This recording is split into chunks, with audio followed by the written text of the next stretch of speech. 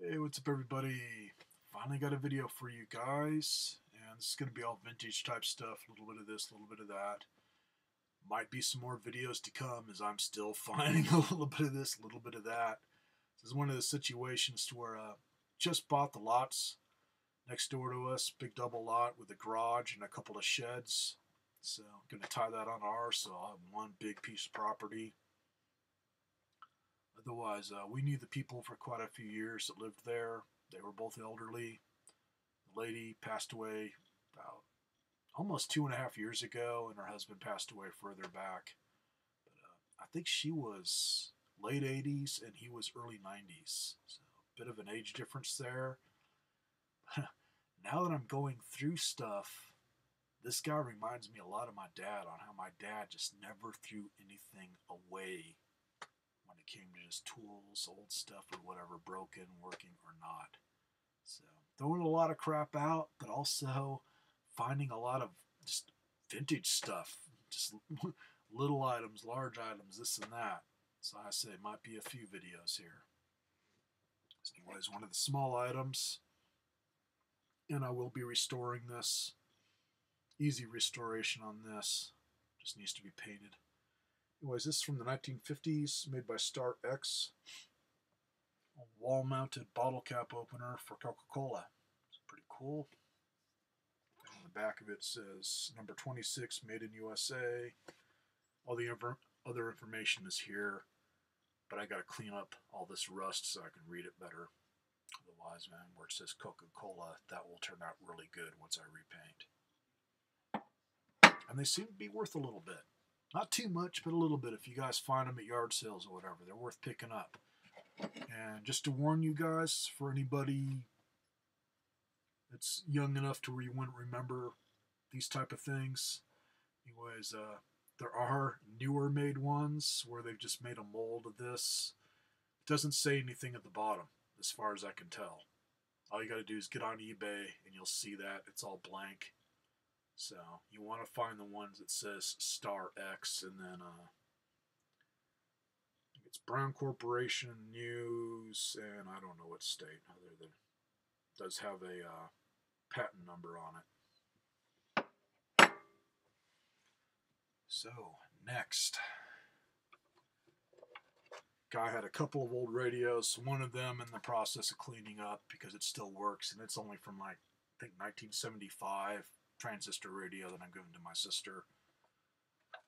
Anyways, this one I believe is from the 50s. And I've never seen the type of radio it is in something that is portable. This is portable radio. This one's made by Majestic. Has a lift up handle here to carry it. But what's cool, whole back flips open. It is a tube radio that is portable. Those are old TV type tubes. Another tube there. Otherwise, it is battery operated. On that, that's where there's no way I could get this up and running because the batteries don't exist anymore, as far as I know. Like, you can go to Walmart and buy a 75 volt B battery, really long battery, which plugs in like a 9 volt, but it would go clear across the bottom, and then it's got a couple of 1.5 volt batteries that would go on each side, and they're also real big. Otherwise, still has the instructions in here, which I'll read to you guys because it's just interesting on how they phrase stuff for back then. Model number is 4L1, battery operated super heterodyne. Calling it, it's heterodyne, I guess is the company or something. Anyways, range 540 to 1650 kc. This apparatus is licensed under the United States patent rights at Hazeltine Corporation. This apparatus uses inventions of United States patents licensed by Radio Corporation of America. Serial number C15241 shows where to battery locations, and then the tube locations and what voltage or whatever the tubes are, so you can replace them. Then tells you what type of batteries to use and what serial numbers for them. Majestic Radio and Television, Brooklyn, New York, USA. There's no date anywhere on this. I was trying to look it up. I could find one similar to this, different colors or whatever, as they did a lot of different models, but not this exact one. So all I can just say is like 1950s.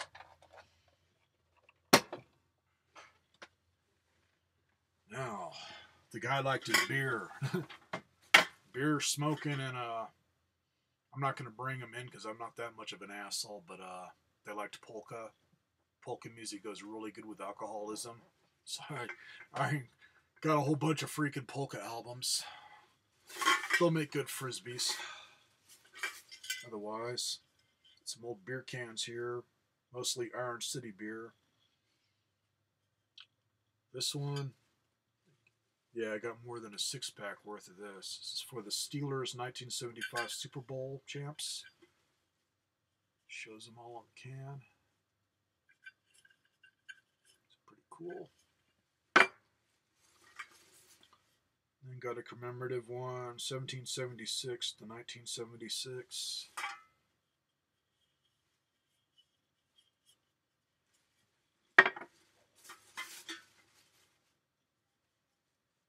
This one just has this big dude on back. It says Mountaineers.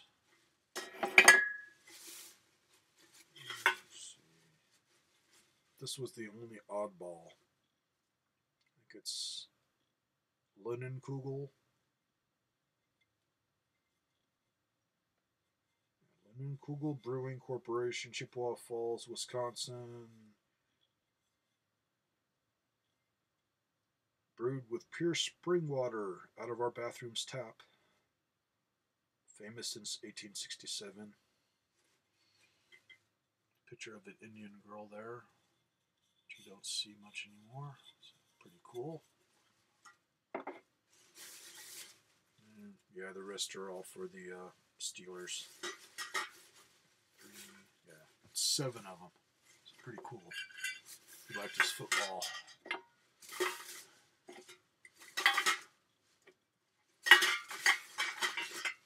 And if you guys find these at yard sales, for anybody younger than me, like in your 30s that may not know, if they're in good shape, they are worth picking up if you can get them for cheap. Depending on what type of beer it is, some are worth more than others as usual, but they're worth picking up. And then something that really surprised me, because I didn't think this would be worth much just on the way it's made, but then the reason it's worth much is because on the way it's made, it's not something that would last very long, so probably not that many floating around out there. This is for Blatt's Beer, and it is from 1976, Neilman Brewing Corporation, La Crosse, Wisconsin. And it does work, because there's not much to it.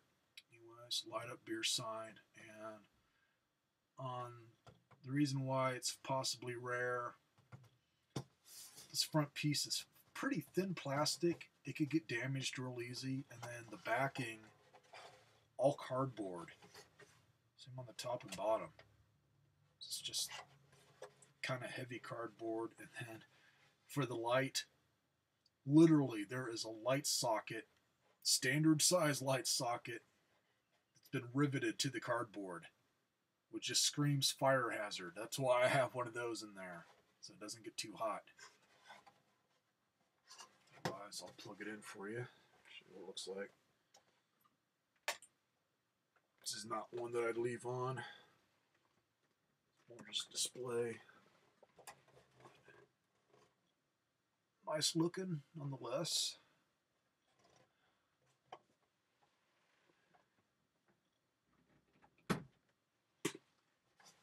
Anyways, I gotta look it up again. This was one of the first things I grabbed because it was up on a wall in the garage where rain had hit it. There's a little bit of water damage on top, so I wanted to get it out of there. For one in decent shape, I'm gonna say like $100 and up. Just crazy high price this one's going for, and I'm thinking it's because it's made so cheap. They probably just didn't last, so not that many floating around. Was pretty cool find. Starting to get a decent collection of beer signs. Just got to find a place to hang them. That's the only thing, man. This dude, another thing that reminded me of my dad when I went over there. My dad was scary as all fuck at the end when it came out to electrical. If there was a light that wasn't working, he would literally get a screwdriver and stick it in the light socket to see if it was getting any juice. So I guess if his hair catches on fire, it's working. Kind of the same thing with this dude, man. Everything electrical in this garage is just rigged, man. I mean, there's like one main switch that I believe has the central power going to it, or had the central power going to it, that just branches out all over the place into different plugs that he put in, or lights that he's got hanging up. Just crazy. So, not going to turn on the power, so if I want to power anything, I got to run an extension cord from my house over to the garage. Good enough. Rather do that than have the place burned down. So, on to the next thing, which I got two of these. One of them being way older than the other, but this one's pretty cool, and it still works.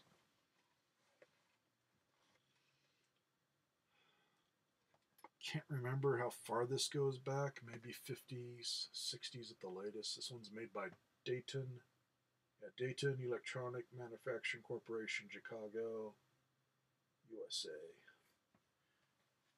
Anyways, a nice vintage draft table lamp here, where this would just clamp onto the draft table, and then you can just bend this the way you want it. It's kind of a steampunk type look. And not in too bad a shape. I think I'm just going to clean it up and just keep it the way it is. Let's get the switch on the back here. Couldn't find this exact one online. I was finding ones like it, but the top of it was round instead of flat at the bottom like this. But for one in really good shape, for the round top style, about $80, which is crazy for something like this. But it is made really well. Nice and heavy duty.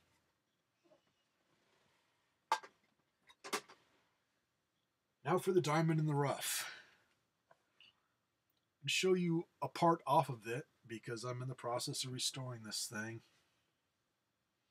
And it's the same type of a lamp, just a hell of a lot older. This is the end of the plug. It's this really dark clay color red. I thought that was plastic because this thing was nasty, nasty, dirty, and just tarnished up as hell. I worked on it for a good 3 hours last night and then finished up on some today, just cleaning it, trying to bring it back. But thought that was really hardened plastic, but once I cleaned it, that's all ceramic. Hear that? You don't see that at all anymore, especially on a plug like this. And then once I really started cleaning it up, this thing's dated 1908. Anyways, here's the rest of it. There's one piece that's going to get painted. The rest of it, I'm just cleaning up, man, because it's going to look beautiful. Yeah. This one didn't clamp. This was one that would literally be just bolted to the drafting table or to a wall or whatever close by. So it's got like a little 3-foot type thing on it with screw holes. Anyways, there's that to show you the true age. It's just cast iron. I'm just going to clean it up and paint it black. Otherwise, there's the rest of it here. All this solid brass. That is not painted on. That is brass. This is what was all nastied up. See a little bit there. Some of it's tarnish. Some of it, this might have been painted at once, but it's coming off more like tarnish. It was just all blackened up nasty. But like this piece here, this came out beautiful for the light socket. And this has Let's see. General Electric. The old General Electric logo that was fancier, has more little squigglies and stuff. And the GE are more in a squiggly type form of script, just fancier looking.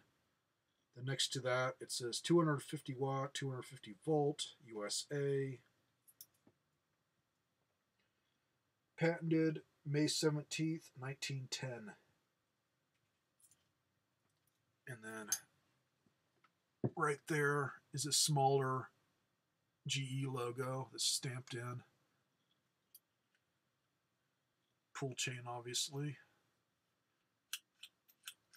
And the mechanism inside, copper and ceramic. Really nice quality. I mean, it's built really good. Obviously, because it's lasted this long. So all I got to do is just clean up everything good, and then I got to put a new cord on it. I don't know why they do it on something like this. Maybe they thought that there'd be like a power supply right there on the bench.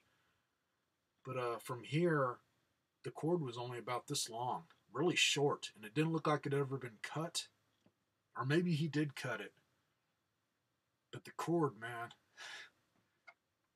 it wasn't the usual braided wire. It was just two long pieces of wire covered in plastic coating. So it was really stiff, but thick enough to where I can just find an old cord on a lamp or a new cord, just a black one, run it through here, and possibly put this back on, which I got to hunt around because normally there would be a little disc that fits over the prongs just to cover up the wires. So those two screws there, you loosen those up, and that's to hold the wires in place, and then the cord just outright sticks out of the little hole there. And if I can't, then for now I'm just going to just replace the cord outright and have a more standard plug. But really cool. I could see why the people passed this up, man, because it was just nasty dirty. He had it in a shed, which the little shed, he used to work on rocks, either that or his wife did, on lapidary type stuff, jewelry, whatnot. And the shed, it needs some help. But he had this mounted on the wall there, and it's just nasty, dirty, dusty, so they probably didn't even want to touch it. So anyways, what I cleaned this up with, for anybody that's interested on restoring something like this, Wright's copper polish. Just a little tub of it, where it's the cream and the little pad. Awesome. And if you got little small parts, like on them, I just clean them up just enough to make it look nice to where it's not so dirty, but I'm going to keep them as is, so it's not perfectly restored. I want to kind of give it some age, but the little wing nuts here are also made out of brass. Anyways, those, I just got a little dish, filled it up with ketchup, and got all the small parts and just let it soak overnight. And then just went over it with a sponge, and it lifted off a lot of that crap that was on it. Same thing with these little spacers in the middle. Those are also brass. So, once I get it finished, I might show this to you guys again in the next video. Like I say, I want to paint this. Otherwise, it's just rewiring it.